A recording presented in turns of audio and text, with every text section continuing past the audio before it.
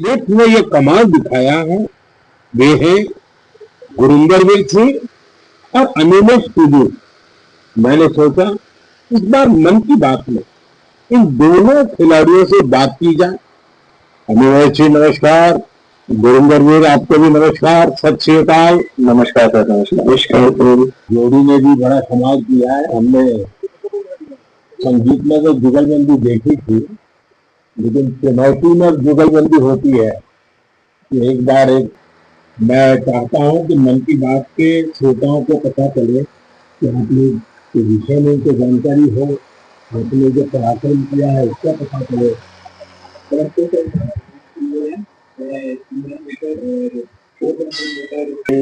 मेरे पेरेंट्स को आज मैं इंडिया को रिप्रेजेंट कर रहा हूँ इंटरनेशनली। और गुरिंदरवीर जी का क्या है? मेरा नाम गुरिंदरवीर है। पहला इंडियन हूँ जो 10.1 के नीचे भाग है, और मैं कोशिश कर रहा हूँ मैं ट्रैक और रग्बी में भी अपने देश की सेवा करूँ। मेरे फादर और मेरे ग्रैंडफादर दोनों स्पोर्ट्स करते थे, तो हमारे इंडिया का कल्चर है जब भी कोई त्योहार होता है, जैसे दिवाली, जैसे नया साल, हम अपने घर की सफाई करते हैं। तो मैं अपने फादर अभी ये ट्रॉफी कहाँ जीती, ये मेडल कहाँ जीता, ये फोटो कब किया है, तो फिर मेरे को वो अपनी कहानी सुनाते थे। मैं यहाँ खेलने गया, मैंने ये नेशनल मेडल जीता, ये मैंने टीम को इतना जिताया, को लेके जाने लगे। तो मैंने अपनी गेम मेरे को टीम में देखने देते, एक गेम ऐसा आएगा तो सपना पूरा करने वाला रह गया। तो उन्होंने मेरे अंदर वो सपना देखा कि मेरा बेटा वो सपना पूरा करेगा। तो मैं उनसे बातें करता था, सारा दिन ट्रेनिंग करते थे।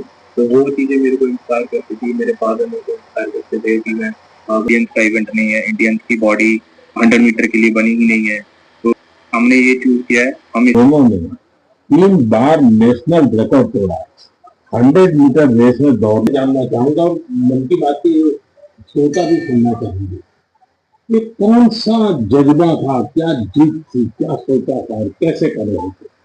ये कितना मुश्किल होता है? जी सर, मैं एक दिन पूरा चला गया, एक साल पूरा चला गया, तो इससे जिंदगी खराब नहीं होती। तो मैं बोला कि अब मैं इस फील्ड में घुसा तो करूंगा ही। मेरे पापा भी हमेशा मुझे बोलते थे कि तू इस फील्ड में घुस जाए तो कभी पीछे मुड़ के देखना मत, क्योंकि तो इस फील्ड में घुसा है तो इस पे अमल रहना, इस पे आगे बढ़ना है। तू मेहनत कर और इंडिया को दिखा। दिन पहले ही झारखंड के रांची में national senior athletics federation competition हुआ। इसमें करीब 800 एथलीट ने हिस्सा लिया, देश भर से आए थे। इस दौरान 4 अलग अलग इवेंट में 4 नेशनल रिकॉर्ड टूटे। गुरिंदरवीर सिंह, विशाल टीके, तेजस्विनी शंकर, देव मीणा और कुलदीप कुमार, इन साथियों ने अलग अलग कैटेगरी में नए रिकॉर्ड बनाए। जिसकी देश भर में बहुत चर्चा हो रही है वह है 100 मीटर रेस, 100 मीटर की दौड़। 134वां एपिसोड था आज, और किसान मोर्चा के महामंत्री सुनील दत्तराका जी की तरफ से यहाँ पर कार्यक्रम रखा गया था मंदिर के प्रांगण में, और देश के प्रधानमंत्री जी की बात।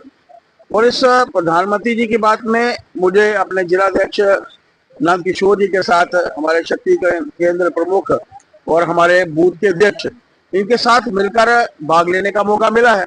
और हम सब जानते हैं कि मन की बात के माध्यम से देश के प्रधानमंत्री हम सब के लिए एक प्रेरणादायक संदेश जो है वो देते हैं।